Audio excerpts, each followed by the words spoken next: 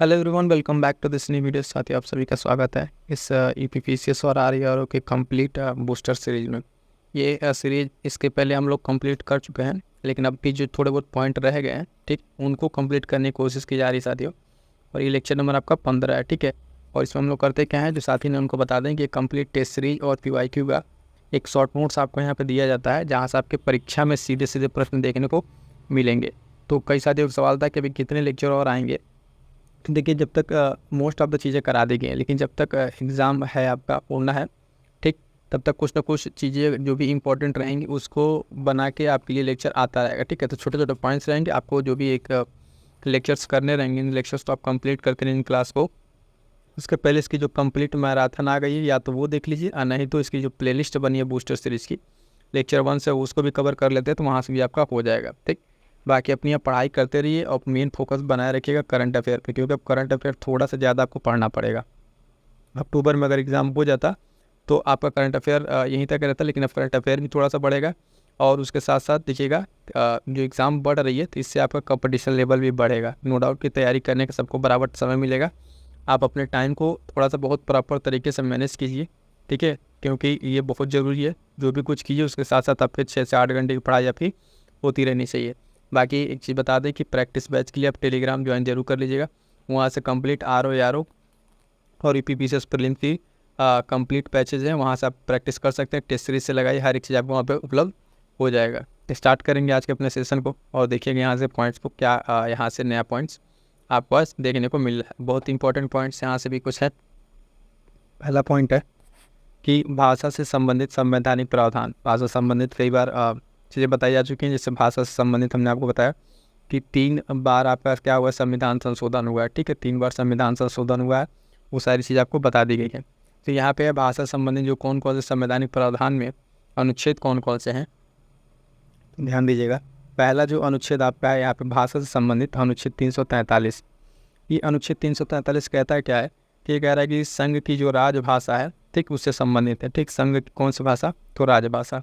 और कह रहा है संघ की राजभाषा जो है वो हिंदी होगी, और लिपि क्या होगी, देवनागरी लिपि होगी। इट मीन्स, ये ध्यान दीजिएगा कि अपने वहाँ जो है राष्ट्रभाषा कोई नहीं है, ठीक है, राष्ट्रभाषा का उल्लेख नहीं है।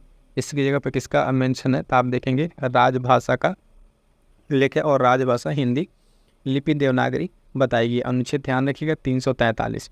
अगला अनुच्छेद देखिएगा इससे संबंधित अनुच्छेद 344 क्या कह रहा है, कि राजभाषा के संबंध में आयोग और संसद की समिति, ठीक है। तो इससे क्या है, 344 में आप देखिएगा कि राजभाषा के संबंध में आयोग और संसद की समिति के बारे में बताया गया है।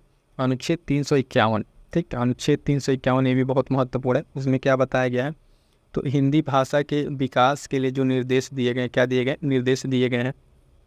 और उसके साथ साथ क्या दिया गया, भारतीय संविधान की अनुसूची 8 में हिंदी सहित 22 भाषाएं, ठीक। तो ध्यान दीजिएगा, जो संविधान की अनुसूची 8 है, संविधान की अनुसूची के बारे में आपको बता चुके हैं कि ओरिजिनल जो है, ये जो 8 हिंदी जो अनुसूचियाँ हैं, तो संविधान के ओरिजिनल में 8 अनुसूचियाँ थी, बाद में आपको 4 अनुसूचियाँ और जोड़ी गई। इसी संविधान की 8वीं अनुसूची में आपका किसका उल्लेख है, तो 22 भाषाओं का उल्लेख है, ठीक है, ये भी ध्यान रखिएगा।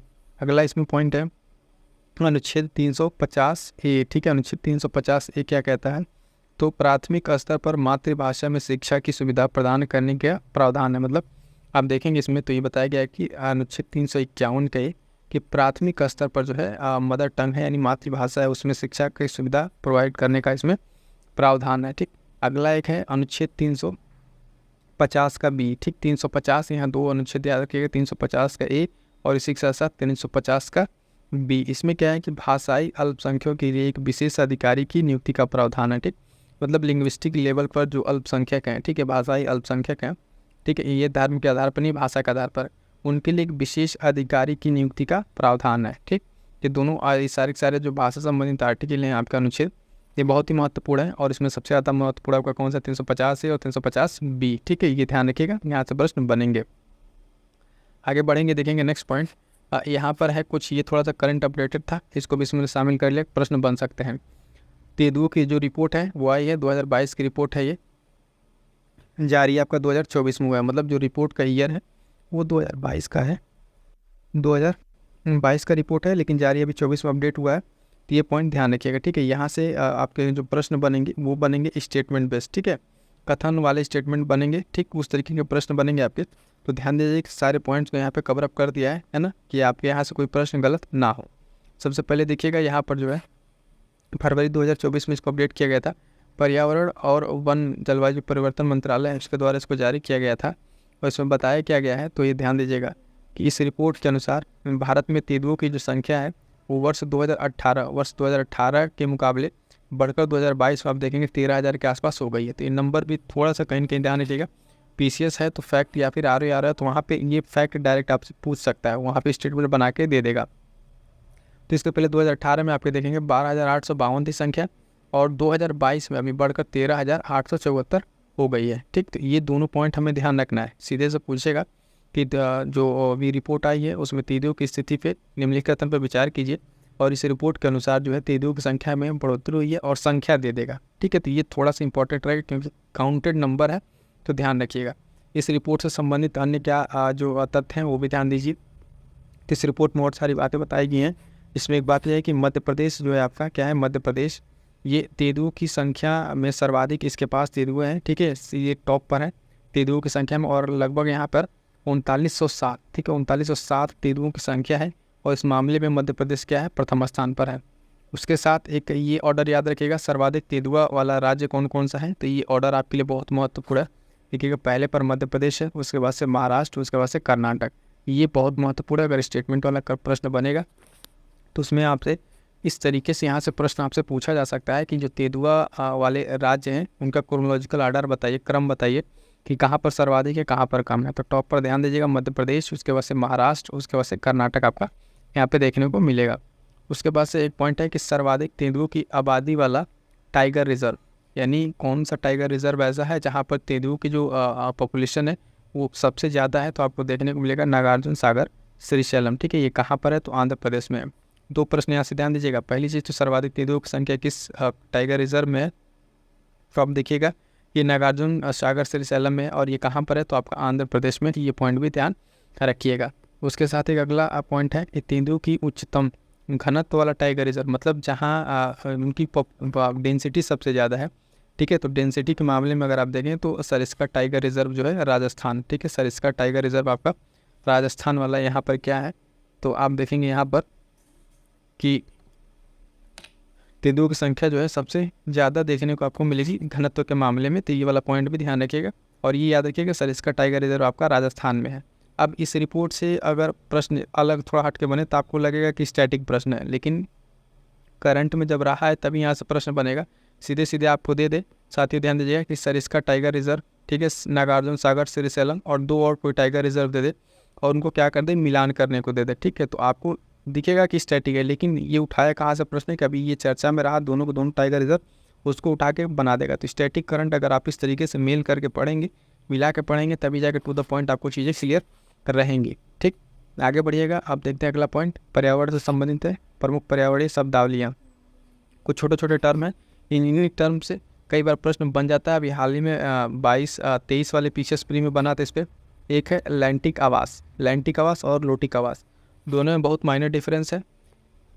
इस डिफरेंस को समझिएगा। लैंटिक आवास क्या होता है, ये होता है कि स्थिर जल, मतलब स्थिर जल का आवास। जैसे उदाहरण के तौर पर बात की जाए, तालाब हो गया, वेटलैंड्स हो गया, झील हो गया, मतलब जहाँ पे पानी रुका हुआ है, तो वो कौन सा आवास है पर्यावरण की दृष्टि से, वो लैंटिक आवास है। वहाँ पे जल क्या है, स्थिर है, तो जल का जो स्थिर आवास है वो क्या होगा, लैंटिक आवास होगा। ऑप्शन दे दिया आपके पास, ठीक है, एग्जाम्पल के तौर पर ये सब।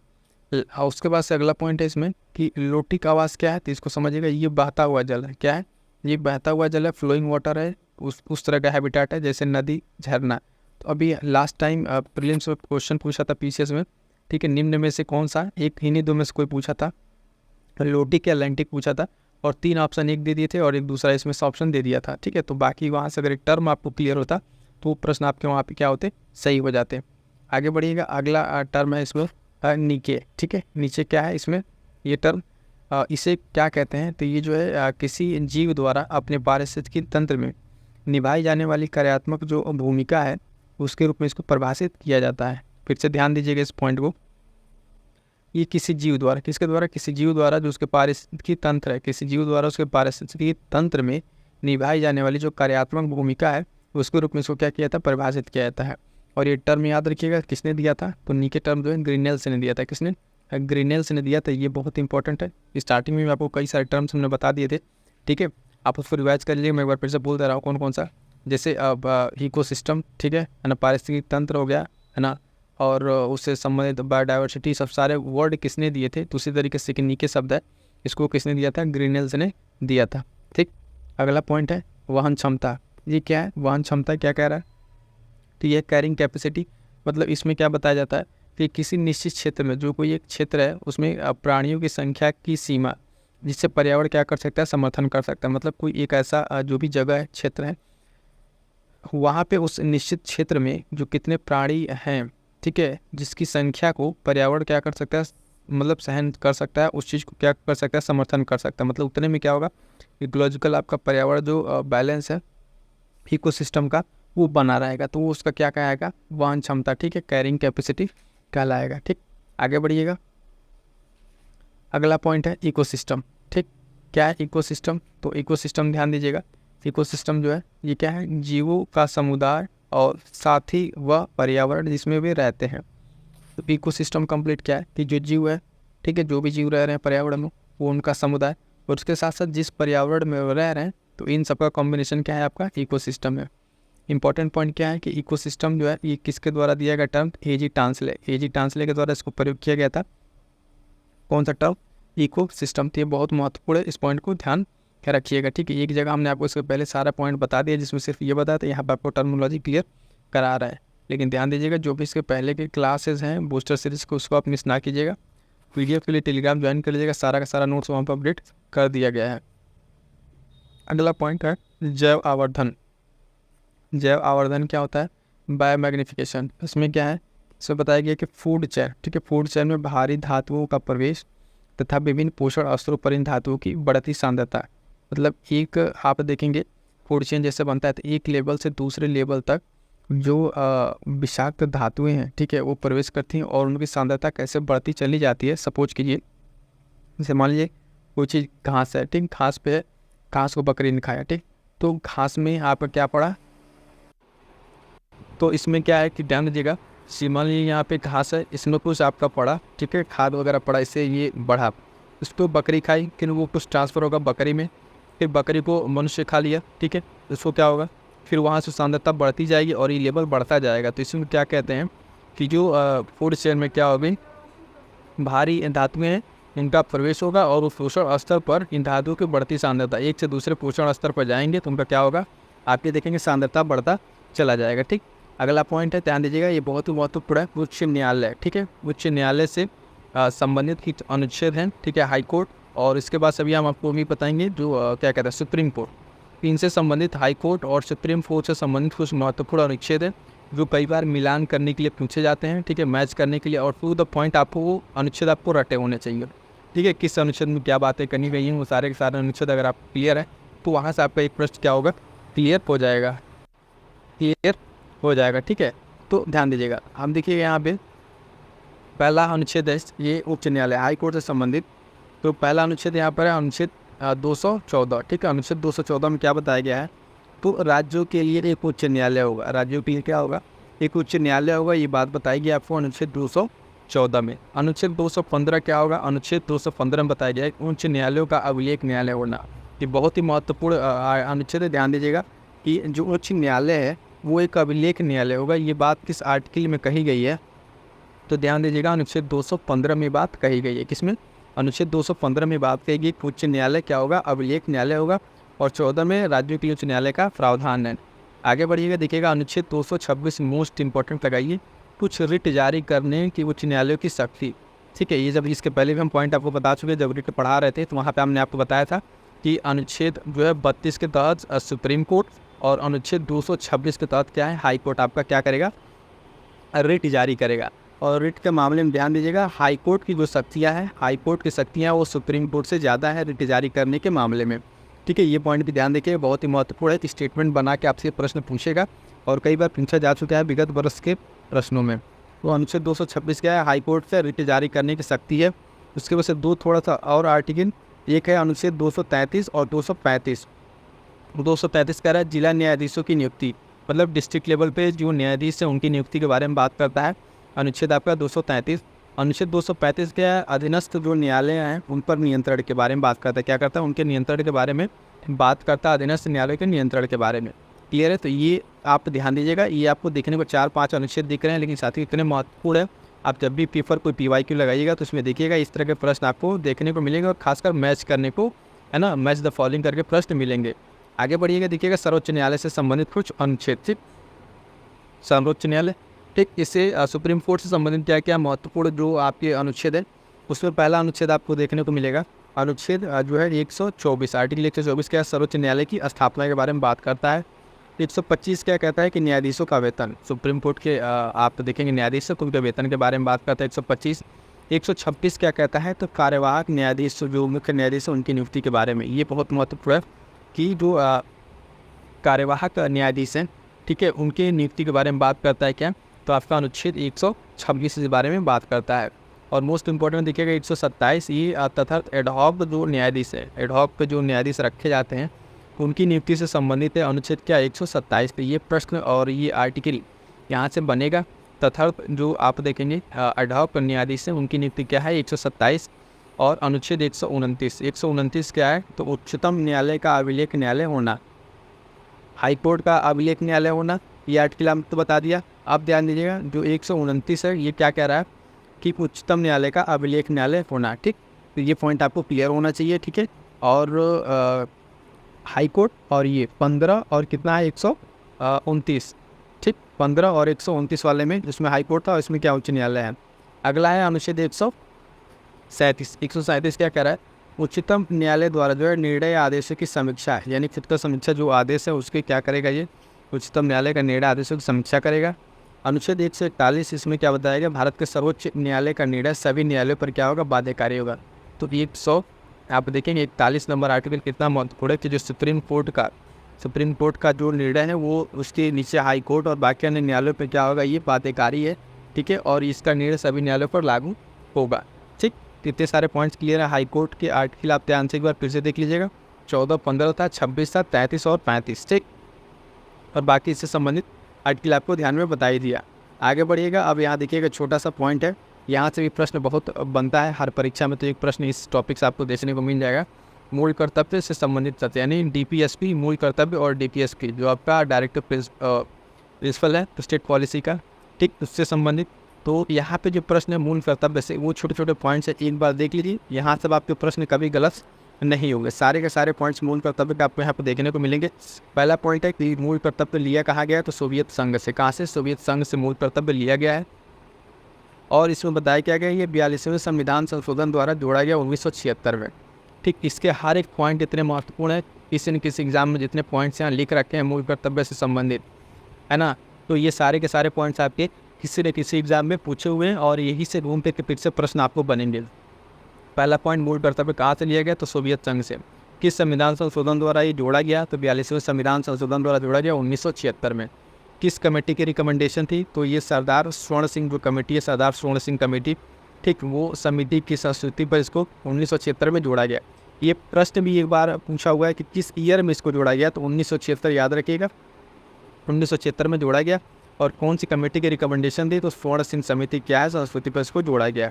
उसके बाद से क्या जोड़ा गया इसमें, तो आप देखेंगे अनुच्छेद जो है 51 का क, यानी 51 थी, इसमें क्या हो गया, उसके तहत जो है कुल कितने जोड़े गए, 10 मूल कर्तव्य जोड़े गए। कितने, 10 मूल कर्तव्यों को शामिल किया गया, लेकिन 10 शामिल किया गया, वर्तमान में कितने हैं, तो वर्तमान में 11 मूल कर्तव्य। कितने, तो 11वां कहाँ से आया, तो 11वां के बारे में भी जानिए कि 11वां आया कैसे।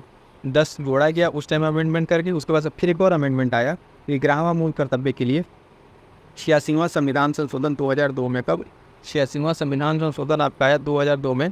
इसके माध्यम से आपको देखेंगे कि 11वां जो मूल कर्तव्य है इसमें जोड़ा गया। तो ये बहुत महत्वपूर्ण ईयर भी आपसे पूछता है, 86वां संविधान संशोधन 2002, और इसलिए सशक्त पूछता है कि इसमें क्या होगा, तो 11वां जो मूल कर्तव्य है, ध्यान से समझिएगा, 10 तो पहले से जोड़े गए थे, 11वां मूल कर्तव्य इसमें जोड़ा गया 86वें संविधान संशोधन 2002 के माध्यम से। और एक पॉइंट यहाँ पे स्टेटमेंट पर आकर प्रश्न पूछा था कि भारतीय संविधान में शामिल किया गया। ठीक है, उसके बाद से भारतीय संविधान का जो मूल संविधान था उसमें मूल कर्तव्यों के बारे में कहीं मतलब संख्या थी ही नहीं। तो क्या थी, शून्य थी। यानी आप देखिए 1976 में इसको अमेंड करके मूल कर्तव्य लाया गया। प्रश्न ये बना कि भारतीय मूल संविधान में कितने आपके मूल कर्तव्य थे? तो ऑप्शन दे देगा 10, 11, 0 या फिर एक और कोई ऑप्शन या फिर इनमें से कोई नहीं। तो मूल कर्तव्य में आप ध्यान दीजिएगा, एक भी तरह के इस तरह के क्या थे, हम जो है मूल कर्तव्य नहीं थे। ठीक है, ये पहला आप देखेंगे यहाँ पर 1976 में जोड़ा जा रहा है, यहाँ पे 1976 में 10 तो जोड़ा जा रहा है, 10 मूल कर्तव्य, और 11वां जो है बाद में आपका फिर से जोड़ा जा रहा है, कब? 86वां संविधान संशोधन सन 2000 में जोड़ा जा रहा है। ये तो कंप्लीट आपके मूल कर्तव्य से जितने पॉइंट्स बन सकते थे, इंपॉर्टेंट पॉइंट्स, ठीक है, जो परीक्षा में पूछे जाए वो सारे के सारे आपको यहाँ पे हमने डिस्कस कर दिया है। आगे बढ़िएगा, देखिएगा नेक्स्ट पॉइंट, यहाँ पे भारत के प्रमुख कृषि अनुसंधान केंद्र। ठीक है, अलग अलग पॉइंट में हम आपको अलग अलग चीज़ें बताते रहते हैं।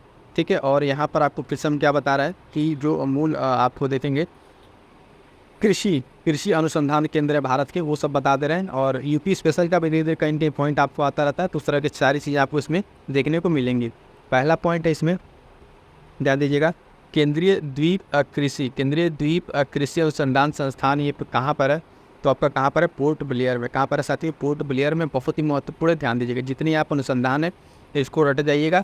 आपको जब भी मैच करने वाला प्रश्न देगा, मिलान करने वाला, उसमें आपको ये प्रश्न देखने को मिल जाएंगे पॉइंट्स।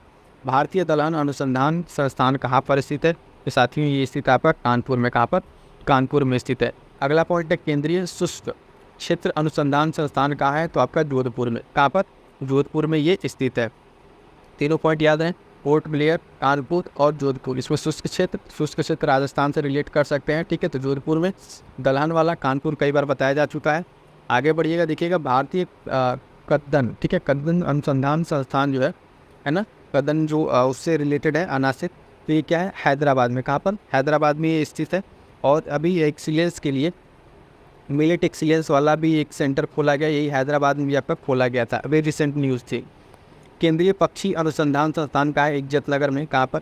केंद्रीय पक्षी अनुसंधान संस्थान की अगर हम बात करेंगे साथियों, तो कहाँ पर है? ये इज्जतनगर में है। उसके बाद से केंद्रीय रोपड़ फसल अनुसंधान संस्थान, केंद्रीय रोपड़ फसल अनुसंधान संस्थान कासरगोड में। कहाँ पे? कासरगोड में ये स्थित है। केंद्रीय खारा जल कृषि संस्थान, तो आपका चेन्नई में। कहाँ पर? चेन्नई में। तो सारे के सारे पॉइंट ध्यान रखिएगा। दो और महत्वपूर्ण है, केंद्रीय आलू अनुसंधान संस्थान आपका शिमला। केंद्रीय समुद्री जो है मत्स्य अनुसंधान संस्थान कहाँ पर? शिमला में। ठीक है, कहाँ पर? शिमला में। तो ये सारे पॉइंट्स आप ध्यान दीजिएगा। ठीक है, यहाँ पे थोड़ा सा ध्यान दीजिएगा, ये यहाँ पे मिस्टेक होगा, दो शिमला नहीं होगा। ठीक है, तो यहाँ पे आपका क्या होगा? कोच्चि केरल, इसको अपडेट कर दिया जाएगा। ठीक है, यहाँ पे कोच्चि क्या होगा? ये केरल होगा। ठीक है, दोनों शिमला नहीं होगा, शिमला सिर्फ आपका आलू वाला है। ठीक है, एक बार फिर से ध्यान दीजिएगा, देख लीजिएगा इस पॉइंट को। पहला है यहाँ पे बताया केंद्रीय आलू अनुसंधान संस्थान आपका शिमला, ये होगा, ये शिमला आपका नहीं होगा। ठीक है, केंद्रीय समुद्री मत्स्य अनुसंधान संस्थान जो है साथियों, ये आपका क्या होगा? आपका होगा कोच्चि। ठीक है, कोच्चि केरल में होगा। ठीक है, तो इस चीज़ को थोड़ा सा सुधार कर दीजिएगा, यहाँ पे थोड़ा सा मिस्टेक हो गया है। आगे बढ़िएगा, देखेंगे नेक्स्ट पॉइंट। अगला पॉइंट है, यहाँ पर देखिएगा कोशिका से संबंधित कुछ महत्वपूर्ण बायो का पॉइंट है, और बहुत ही महत्वपूर्ण पॉइंट है, ये भी देखिएगा, प्रश्न यहाँ से देखने को मिलते हैं। कोशिका से संबंधित जो है महत्वपूर्ण तथ्य। ठीक है, कोशिका से संबंधित, तो सारे के सारे फैक्ट हैं, ये फैक्ट आपको पता होने चाहिए। जैसा कि आप पहला फैक्ट देखेंगे, प्रोटीन की फैक्ट्री किसको कहते हैं? तो राइबोसोम्स को, प्रोटीन की फैक्ट्री। कोशिका का जो रसोईघर है, कोशिका का रसोईघर किसको कहते हैं? हरित लवक को। किसको? हरित लवक को क्या कहते हैं? कोशिका का रसोईघर। उसके बाद से कोशिका का पावर हाउस, सारे पॉइंट्स एक साथ है, कन्फ्यूज नहीं होगा। कोशिका का पावर हाउस माइटोकॉन्ड्रिया को। ठीक है, तो माइटोकॉन्ड्रिया क्या आता है? कोशिका की आत्मघाती थैली। कोशिका की आत्मघाती थैली क्या है? लाइसोसोम। क्या है साथियों? लाइसोसोम है। और केंद्रक की खोज किसने की? तो रॉबर्ट ब्राउन ने। किसने? रॉबर्ट ब्राउन ने की। अगला पॉइंट है डीएनए की खोज। डीएनए की खोज किसने की? तो फ्रेडरिक मिशर ने। किसने? फ्रेडरिक मिशर ने की। अगला पॉइंट, डीएनए का डबल हेलिकल जो मॉडल है उसका वाटसन एंड क्रिक ने किया। किसने? वाटसन एंड क्रिक ने। फिर से एक बार थोड़ा सा ध्यान से इसको एक बार देख लीजिएगा कि प्रोटीन की फैक्ट्री आपका राइबोसोम, कोशिका का रसोईघर हरित लवक, पावर हाउस माइटोकॉन्ड्रिया, है ना, और कोशिका की आत्मघाती थैली लाइसोसोम। केंद्र की खोज रॉबर्ट ब्राउन, डीएनए खोज फ्रेडरिक मिशर। ठीक, डीएनए के डबल हेलिक्स आपको क्या है? Watson and Crick. ये सारे के सारे फैक्ट्स आपको एक जगह मिल गया, इसको एज इट इज़ नोट्स बना कर तैयार कर लीजिएगा, यहाँ से प्रश्न आपको देखने को मिलेंगे। अगला पॉइंट है कि ये भी कृषि संबंधित है, जंतु वर्ग और उनके हृदय, मतलब कुछ अलग अलग जंतु वर्ग हैं, उस पर उनमें जो है कितने हृदय होते हैं? और उनके हृदय में चैम्बर जो है उनकी संख्या कितनी होती है, यहाँ से एक प्रश्न बनता है। तो छोटा सा एक पॉइंट है, ध्यान दीजिएगा।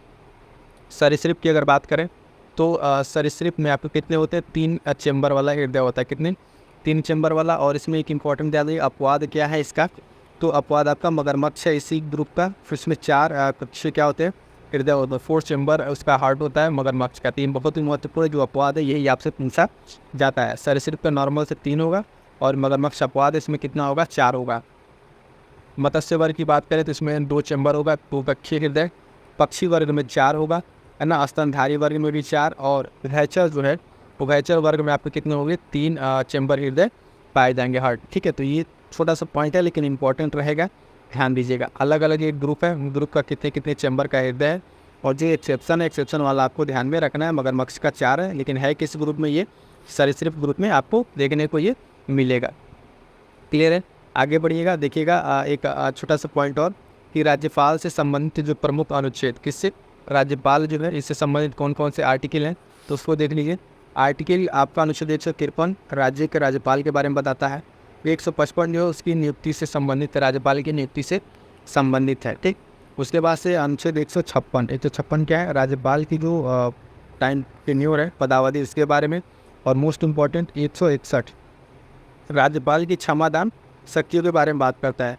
आर्टिकल 61 बात करता है राष्ट्रपति की क्षमादान शक्ति, 61 नहीं है, इसमें क्या है, 61 में आपका इम्पीचमेंट है। क्या है, 61 में आपका इम्पीचमेंट है। ठीक, और आपका जो है राष्ट्रपति का जो है क्षमादान शक्ति वो किस में है। ठीक है, तो ध्यान दीजिए किस में है, प्रेसिडेंट का आपका किस में, 72 में है। और राज्यपाल का भी ध्यान दीजिएगा। और राज्यपाल की जो शक्ति है किससे क्षमादान के लिए है, इसमें ये मृत्युदंड को माफ़ नहीं कर सकते। ठीक है, तो अनुच्छेद 161 राज्यपाल से संबंधित आप ध्यान रखिएगा। आगे बढ़िएगा, देखिएगा अनुच्छेद 164 क्या है, तो मंत्रियों की नियुक्ति से संबंधित है। किससे, मंत्रियों की नियुक्ति से संबंधित है ये भी पॉइंट ध्यान में रखिएगा। ठीक, तो ठीक है, अब यहाँ से जो आगे का आपका टॉपिक है, ठीक है, नेक्स्ट टॉपिक, वहाँ से हम लोग नेक्स्ट क्लास में देखेंगे। और इसके साथ साथ ही बता दें कि देखिएगा यहाँ पर जो कुछ समीक्षा अधिकारी आ रहे हैं और इसके सीरीज स्टार्ट हो गया, जिसमें कि YQ एनालिसिस स्टार्ट हो गया है। और कंप्लीट इसका भी शॉर्ट नोट जो है स्टार्ट हो गया। मुख्य पेपर जो परीक्षा का है 21 से स्टार्ट कर दिया इसको शॉर्ट नोट से भी। तो जो लोग भी RO दे रहे हैं वो अभी से लग जाइए, इसके सारे शॉर्ट नोट्स देखिए। और ये इंपॉर्टेंट जो अभी अपडेटेड जो आया था लास्ट वाला क्लास इससे संबंधित, इस क्लास को देख डालिएगा। और ये बूस्टर सीरीज मिस मत कीजिएगा, ठीक है, आपके लिए बहुत इंपॉर्टेंट है। मिलते हैं किस नेक्स्ट वीडियो में, ध्यान दीजिएगा। और बाकी जो भी आपके डाउट्स होंगे कमेंट करके बता दीजिएगा, ठीक है। Thank you so much.